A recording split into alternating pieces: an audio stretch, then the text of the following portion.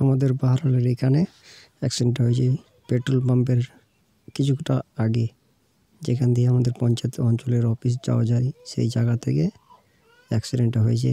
ট্র্যাক্টরটা গিয়ে ট্রান্সফরমার জোড় খাম্বাতে ধাক্কা মেরেছে, দিয়ে অ্যাক্সিডেন্টটা হয়ে গেছে। কীভাবে অ্যাক্সিডেন্ট হয়েছে দেখতে পাচ্ছেন আপনারা, খুবই মর্মান্তিকভাবে অ্যাক্সিডেন্ট হয়েছে। তো প্রায় 10টা সাড়ে 10টার দিকে অ্যাক্সিডেন্টটা হয়েছে বোধহয়, সবাই ওখানে বলছিল। আমরা জিজ্ঞাসা করলাম, দিয়ে দেখে শুনে এলাম আমরা।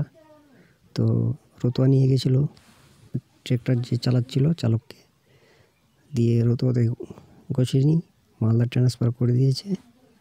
তারপরে ওখানে পুলিশ প্রশাসন ছিল, তারা জায়গাটাকে নিয়ন্ত্রণ করে ক্লিয়ার করে গাড়ি ঘোড়া যেতে পারে না, সেই জন্য ওখানে প্রশাসন পুলিশ এসে সব কিছু ঠিক করে তারপর রুগীটাকে মালদায় পাঠিয়ে দিয়েছে। এখন আপাতত কোনো খবর নাই, আমরা দেখি যাব কিছুক্ষণ পরে, তারপরে দেখবো আমরা কি হলো না হলো, রুগীটা কেমন আছে না আছে আমরা খোঁজ নিচ্ছি। আমরা যতটুকু জানতে পেরেছি রোগীটা অনেক সিরিয়াস ছিল, তারপরে তো হয়তো ভালো সিরিয়াস ছিল। আমরা দেখেছি যখন যাচ্ছিলো অ্যাম্বুলেন্স করে, আমরা দেখলাম মোটামুটি করে অনেক সিরিয়াস ছিল। তো রতুয়াতে গেছেনি, মালদায় নিয়ে গেছে। এখন আপাতত কী যা হবে কে জানে।